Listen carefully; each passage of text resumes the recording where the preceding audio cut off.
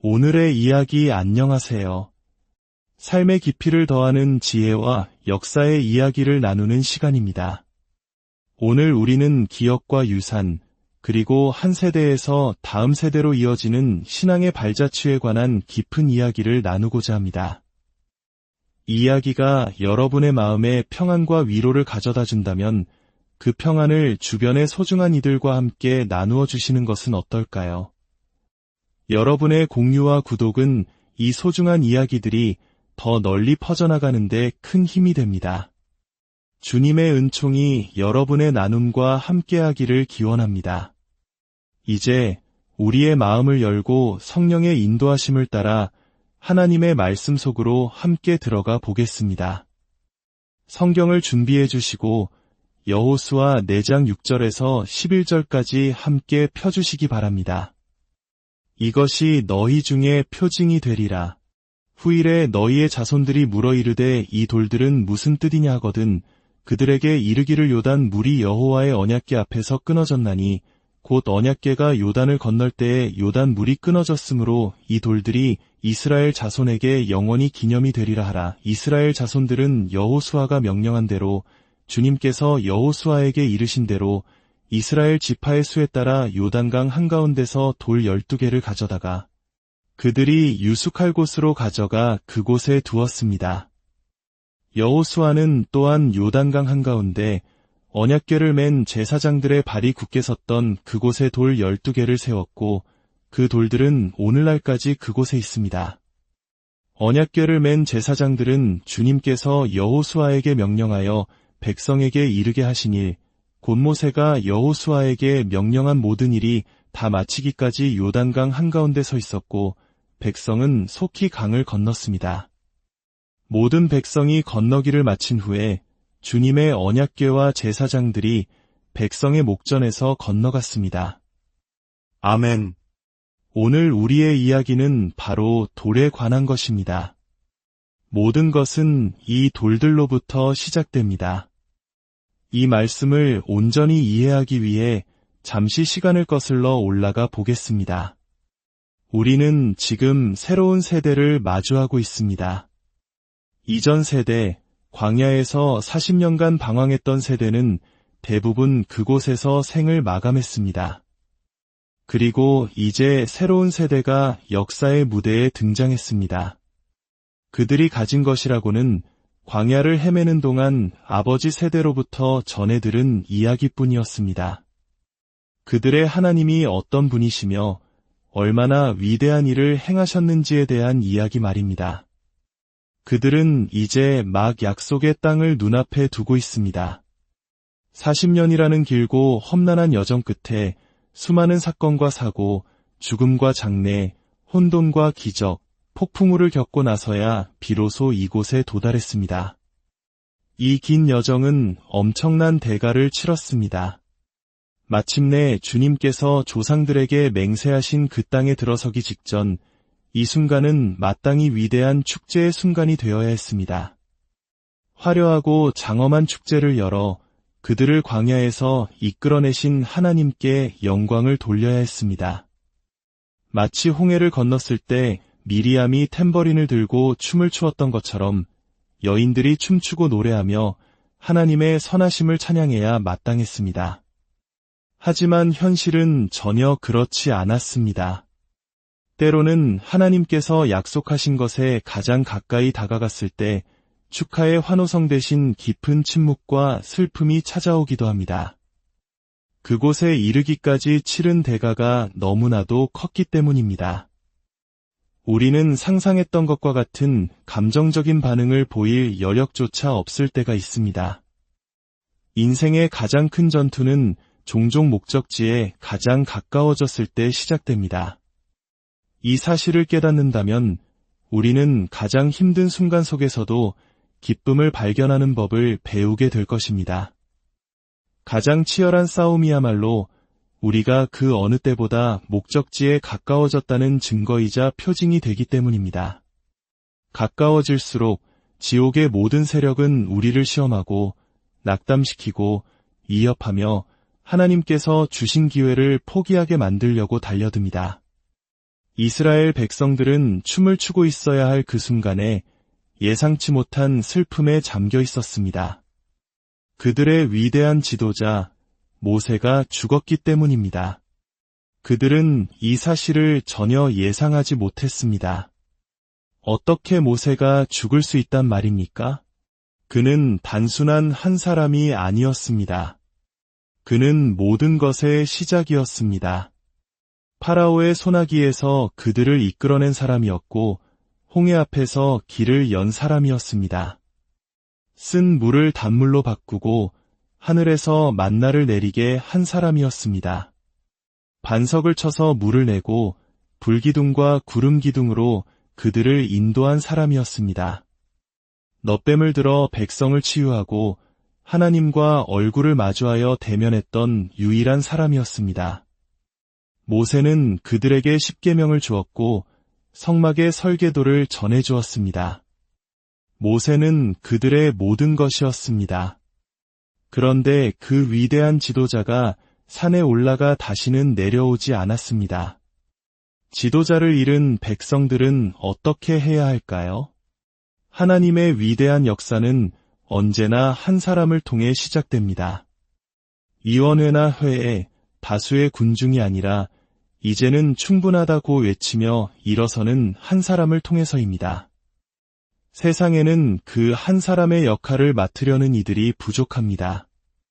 우리는 종종 다른 사람들이 무엇을 해야 하는지에 대해 불평하기는 쉬워도 스스로 책임의 멍에를 지려 하지는 않습니다. 모세는 바로 그 책임을 짊어진 사람이었습니다. 그는 달콤함과 씁쓸함을 모두 감당했습니다. 감사받지 못하는 순간들, 오해받는 순간들, 심지어 자신이 구하려는 바로 그 백성들로부터 원망과 불평을 듣는 순간들까지도 모두 짊어졌습니다. 그것이 바로 지도자가 치러야 할 대가이기 때문입니다. 그런데 아이러니컬하게도 그토록 모세를 원망하고 불평했던 바로 그 사람들이 이제 산 아래에서 통곡하고 있었습니다. 그 위대한 지도자가 죽었기 때문입니다. 우리는 종종 우리 곁에 있는 지도자의 소중함을 그들이 떠나고 나서야 깨닫곤 합니다. 마치 우리 역사 속에서 수많은 독립운동가들과 민주화 운동의 지도자들이 살아생전에는 핍박받고 오해받았지만 세상을 떠난 후에야 비로소 그들의 위대함이 제대로 평가받았던 것처럼 말입니다. 어쩌면 지금 당신이 겪고 있는 고난과 오해가 당신이 바로 그 한 사람이라는 증거일지도 모릅니다. 다른 사람의 인정에 의존하지 마십시오. 사람들은 대개 당신이 산에서 내려오지 않을 때 당신의 부재가 남긴 빈자리를 절실히 느끼고 나서야 당신의 가치를 알아보기 시작합니다. 모세는 죽었고 백성들은 깊은 애도의 시간에 빠졌습니다. 한때 불평과 원망이 가득했던 곳에 이제는 통곡과 눈물만이 가득합니다. 아이들과 어른 할 것 없이 모두가 아기처럼 울부짖었습니다. 모세와 같은 위대한 인물을 잃은 것은 당연히 슬퍼해야 할 일입니다. 그는 너무나 희귀하고 특별한 존재였기 때문입니다. 그의 죽음은 마치 미래가 중단된 것처럼 하나님과의 대화가 끝난 것처럼 느껴졌습니다. 하나님과 얼굴을 마주하던 모세가 죽었으니 이제 우리는 어디서 하나님의 말씀을 들을 수 있을까? 누가 우리에게 나아갈 길을 알려줄 것인가? 백성들은 절망에 빠졌습니다. 슬픔에 잠긴 사람들은 종종 잃어버린 대상을 위해 운다고 생각하지만 사실 그 눈물의 상당 부분은 자기 자신을 위한 것입니다. 그 안에는 왜 나에게 이런 일이 일어났는가 하는 자기 연민이 섞여 있습니다. 한때 춤과 찬양으로 유명했던 이스라엘 백성들은 이제 그들의 수금을 버드나무에 걸고 침묵 속에 눈물만 흘리고 있었습니다. 그들은 모세의 죽음이 곧 자신들의 사명이 끝났음을 의미한다고 생각했습니다. 지도자의 상실이 곧 사명의 상실이라고 여겼던 것입니다. 하지만 그들은 틀렸습니다.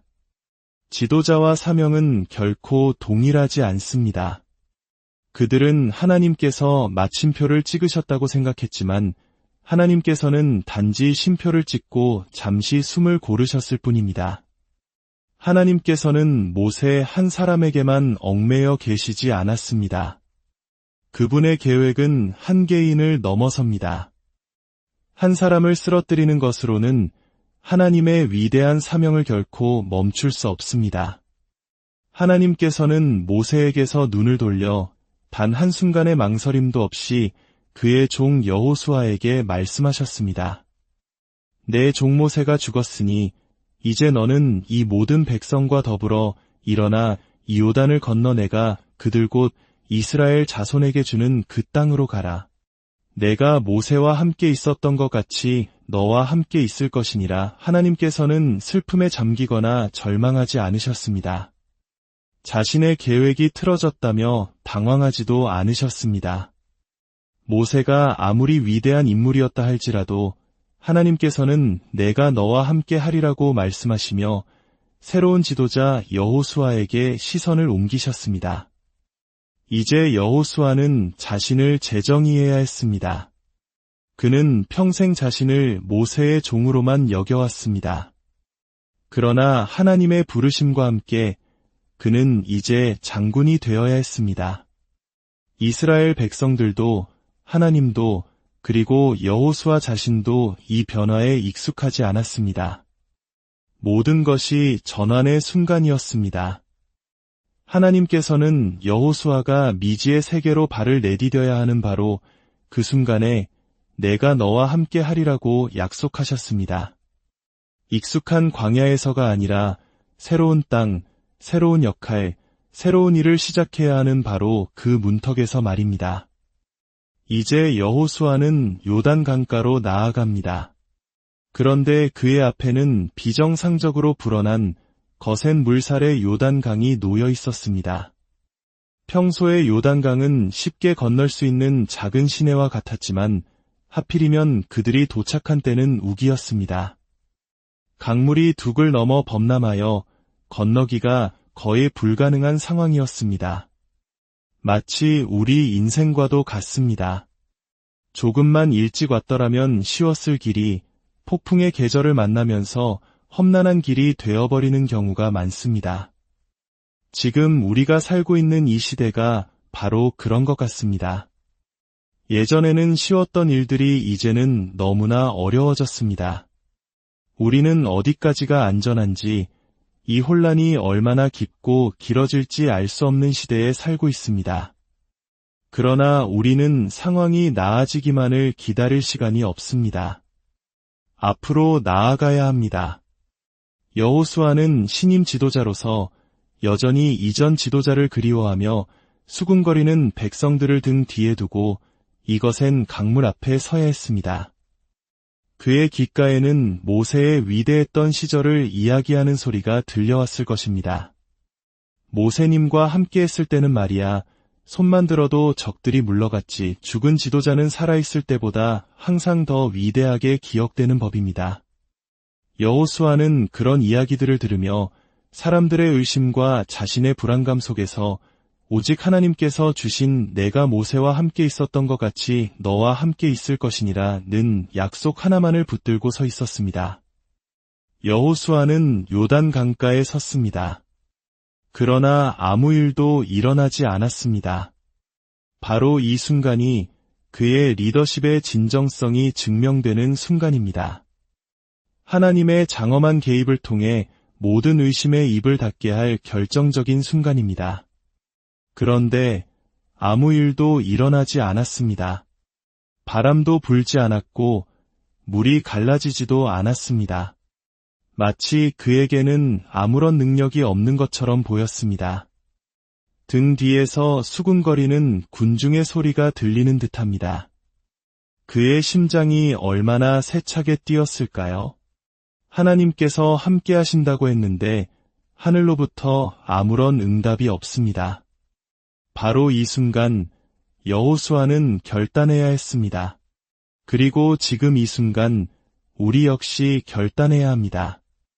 인생의 중요한 기로에 섰는데 아무 일도 일어나지 않을 때 당신은 꼬리를 내리고 돌아설 것입니까? 아니면 믿음으로 그 물속으로 발을 내디딜 것입니까? 하나님께서는 내가 너와 함께 있으리라 고하셨지, 내가 모세에게 했던 것과 똑같은 방식으로 너와 함께하리라 고는 하지 않으셨습니다. 여호수아는 믿음으로 거센 물살 속으로 발을 내디뎠습니다. 제사장들이 그 뒤를 따랐습니다. 만약 아무 일도 일어나지 않는다면 그들은 모두 물에 휩쓸려 갈 것입니다. 그럼에도 그들은 멈추지 않는 강물을 향해 걸어 들어갔습니다. 이것이 바로 믿음입니다. 움직이지 않는 현실을 향해 걸어 들어가는 것. 당신의 믿음을 비웃고 당신의 하나님은 없다고 말하는 것 같은 상황 속으로 걸어 들어가는 것입니다. 악마는 속삭입니다. 하나님이 너와 함께 했다면 이런 일이 일어났겠어? 내가 혼자 남겨졌다는 증거야. 하지만 속지 마십시오. 악마는 거짓말쟁이입니다. 강둑에서 물이 갈라지지 않는다고 해서 강 한가운데서 길이 열리지 않으리라는 법은 없습니다. 여호수아와 제사장들이 물속으로 더 깊이 들어갔습니다. 발이 젖고 옷이 젖었습니다. 이전 모세의 세대는 발 한 번 젖지 않고 홍해를 건넜다고 자랑했는데 지금 그들은 소용돌이치는 물속을 걷고 있습니다. 사람들은 이건 뭔가 잘못됐어. 우리 어머니는 발이 젖지 않았다고 하셨는데 라고 불평했을지도 모릅니다. 하지만 여호수아는 멈추지 않았습니다. 불평과 논쟁 속에서도 그는 계속 걸었습니다. 오늘날 우리 사회와 세계는 거대한 논쟁과 혼란의 강물 한가운데 있습니다. 어떤 이들은 무엇을 해야 할지 몰라 망설이고 있습니다. 그러나 우리는 계속 걸어야 합니다. 사람들이 무슨 말을 하든 어떻게 느끼든 하나님께서 우리 편이라는 것을 안다면 우리는 계속 걸어야 합니다. 그들이 강 한가운데 바로 그 문제의 중심에 들어섰을 때 비로소 하나님께서 그들 가운데 임하셨습니다. 하나님께서는 언제나 문제의 한가운데로 찾아오십니다. 당신이 움직이지 않으면 하나님도 움직이지 않으실 것입니다. 그러나 당신이 믿음으로 발을 내디디면 주님께서는 내가 중간에서 너를 만나리라고 약속하십니다. 하나님께서는 모든 것을 쉽게 만들어주시지 않습니다. 때로는 우리의 발이 젖기를 원하십니다. 우리가 먼저 믿음으로 문제 속으로 뛰어들기를 기다리십니다. 여호수아가 발을 내디딘 것은 바로 그 순간이었기 때문입니다. 당신의 순간이 왔을 때 당신은 돌아설 수 없습니다. 포기할 수 없습니다. 이것이 바로 우리의 순간입니다. 변화는 바로 이 순간에 일어납니다. 논쟁과 혼란 속으로 지저분한 현실 속으로 발을 내디디십시오. 당신의 신발을 벗고 진흙과 혼돈 속으로 들어가 나와 내 집은 여호와를 섬기겠노라고 선포하십시오. 제사장들이 강 한가운데 굳건히 서자 그들의 발 아래에서부터 기적이 시작되었습니다. 성령께서 그들 가운데 임하셔서 거센 물살을 막아 세우셨고 물은 마치 벽처럼 쌓여 멈추었습니다. 그리고 백성들은 마른 땅을 건너듯 그 강을 건넜습니다. 제사장들이 믿음으로 굳게 선 바로 그 자리, 그곳에서 길은 열렸습니다. 당신은 굳게 서야 합니다. 상황이 풀리지 않는 것처럼 보일 때도, 하나님이 듣지 않으시는 것처럼 느껴질 때도, 모든 사람이 당신을 비난할 때도 당신은 굳게 서야 합니다. 백성들이 모두 강을 건넌 후 하나님께서는 말씀하셨습니다. 제사장들의 발이 굳게 섰던 바로 그 자리에서 돌을 하나씩 가져오라. 하나님께서는 당신의 순간을 기념비로 바꾸기 원하십니다. 기념비는 우리가 기억하는 것입니다. 우리 자녀들에게 가르치는 것입니다. 우리를 다른 이들과 구별짓는 표준이 됩니다. 기념비는 우리의 이야기이고 역사이며 운명입니다. 우리의 유산은 바로 이 한 무더기의 돌들에 묶여 있습니다. 모든 것은 이 돌들에 관한 이야기입니다. 당신의 돌을 얻기 전에는 그 고난의 강을 떠나지 마십시오. 우리는 너무나 자주 그저 어려움을 통과한 것에만 안도하며 아무것도 배우지 못한 채 떠나곤 합니다. 하나님께서는 우리가 아무것도 얻지 못하도록 이 모든 것을 겪게 하신 것이 아닙니다. 이 경험에서 무언가를 얻어내십시오. 제사장들은 이미 무거운 언약궤를 메고 있었습니다. 그런데 하나님께서는 그들에게 더 무거운 돌을 짊어지라고 하십니다. 이것이 바로 영광의 무게입니다. 영광은 대가를 치릅니다. 영광은 무겁습니다. 그러나 그들은 진흙탕 속에서 그 돌들을 날랐습니다. 하나님께서 너희 자녀들이 너희의 강인함을 보아야 한다고 말씀하셨기 때문입니다. 우리의 자녀들은 책에서만 배우는 것이 아니라 우리의 삶을 통해 배웁니다. 아버지가, 어머니가 홀로 싸우는 모습을 보아야 합니다. 하나님이 함께 하시면 세상 그 무엇보다 강하다는 것을 삶으로 보여주어야 합니다. 모든 것이 무너져 내릴 때 그저 굳건히 서 있는 모습을 보여주어야 합니다. 이 돌들을 가져다가 당신이 사는 곳에 쌓아 두십시오. 그리하여 훗날 당신의 자녀들이 아버지, 어머니, 이 돌들은 무슨 의미인가요? 라고 물을 때 이렇게 대답해 주십시오. 얘야, 모든 것은 이 돌들에 관한 이야기란다. 이것은 보석이나 황금이 아니라 바로 이 돌들이 우리의 진짜 유산이야. 이 돌들이 있다면 우리는 집을 지을 수 있고 금을 얻을 수도 있단다.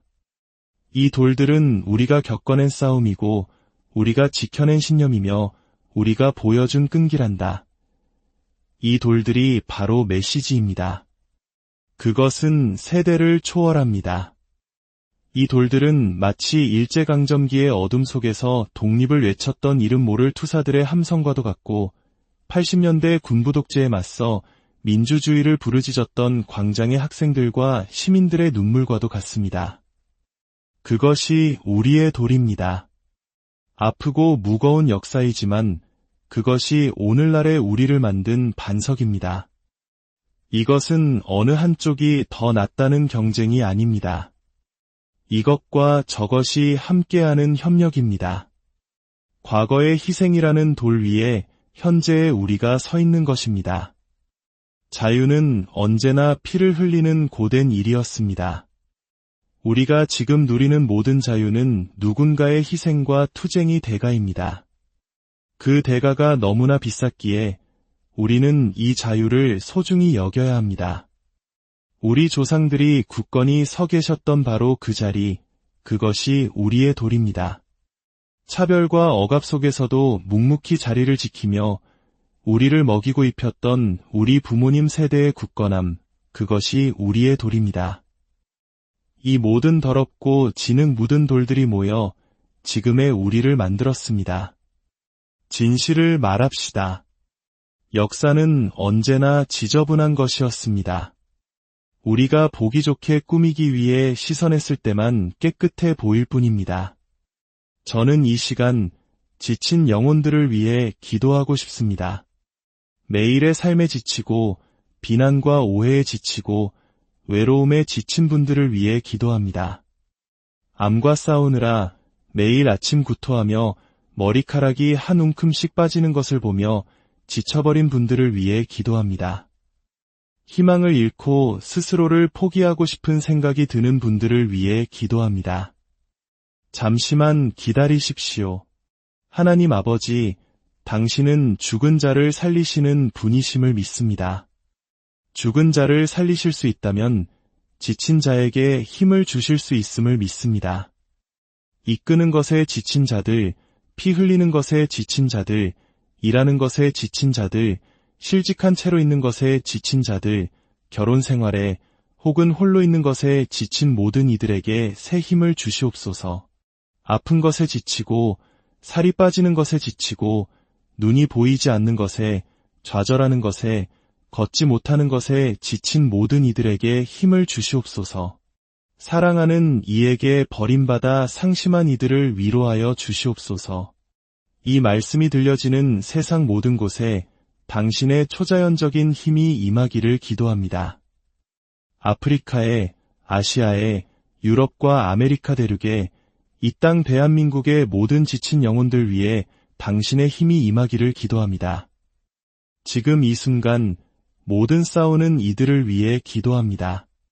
병실에서의 싸움, 양로원에서의 싸움, 자녀를 지키기 위한 싸움, 가정을 지키기 위한 싸움, 이 나라의 모든 전사들을 위해 기도합니다. 당신은 괜찮아질 것입니다. 모든 것은 당신이 짊어지고 온 그 돌들에 관한 이야기입니다. 예수님의 이름으로 기도합니다. 새로운 힘이 당신의 발 아래에서 솟아나기를, 새로운 견고함이 당신을 붙들어 주기를, 이것엔 풍파가 당신을 쓰러뜨리지 못하기를, 이 모든 것이 지나갈 때까지 당신의 발이 굳건히 서 있기를, 당신의 상처가 치유되고 사랑이 당신의 삶으로 돌아오고 당신의 가정이 다시 하나가 될 때까지 당신의 힘이 지속되기를